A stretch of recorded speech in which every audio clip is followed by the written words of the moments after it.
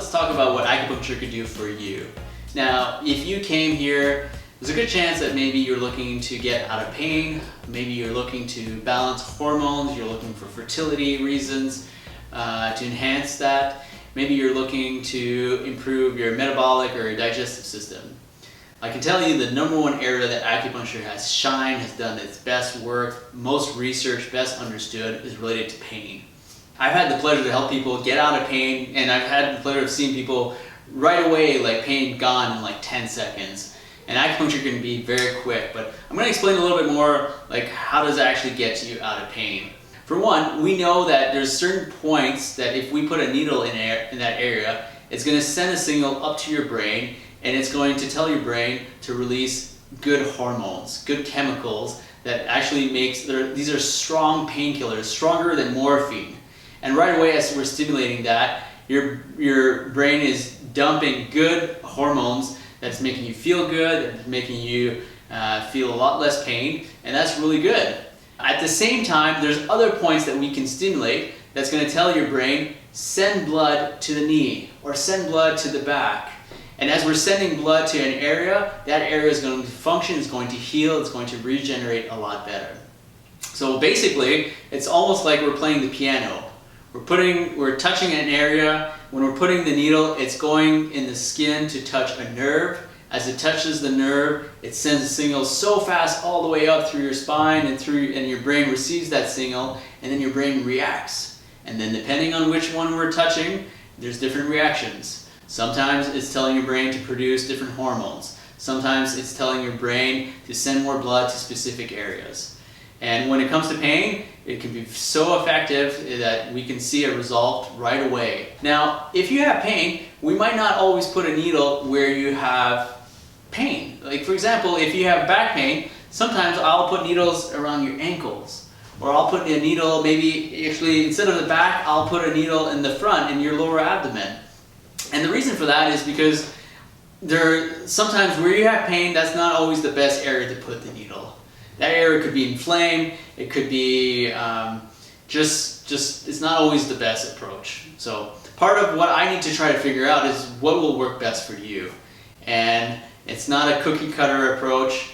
Definitely we need to look at options on which acupuncture points are going to have the best results. But definitely when it comes to pain, we're stimulating your brain to tell it to produce lots of painkillers and also at the same time encourage more blood flow.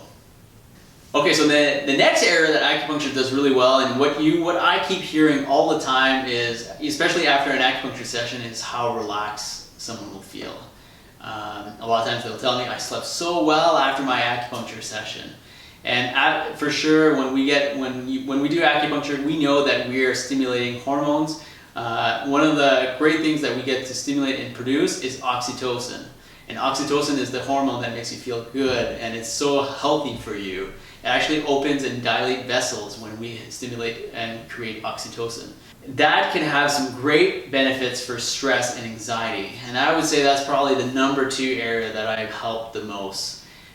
If you're dealing with stress, anxiety, I guess who isn't, but if it's really affecting you, you could start getting acupuncture and start feeling that all of a sudden you cope a lot better. Now, I want to get into a little bit about stress and talk a bit more about how this works, because I think it's such an important topic.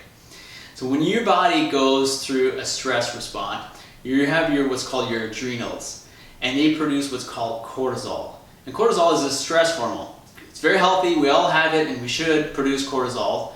But what ends up happening is that if too much cortisol gets released, eventually that turns into some problems. You start getting adrenal fatigue, you start getting too edgy, and what's actually the response of cortisol is to send more blood into the arms and into the legs. So it pushes the blood away from the organ systems, from this area gets pushed away into the arms and the legs, so you can run fast, jump, you can survive. And that's what cortisol was really designed. We're not being chased by animals. No, there's no tigers or lions or bears running after us.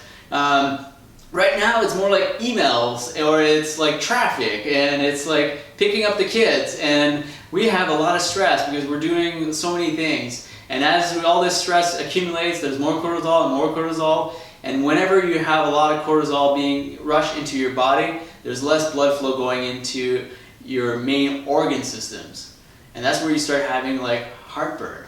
You know, a lot of times I hear people, I'm stressed, but I don't know, I think maybe the heartburn is related to the stress. Or people get stressed and they start getting palpitation. They start feeling like, I don't know, like I feel like my chest is like really tight, or I'm getting out of breath easily.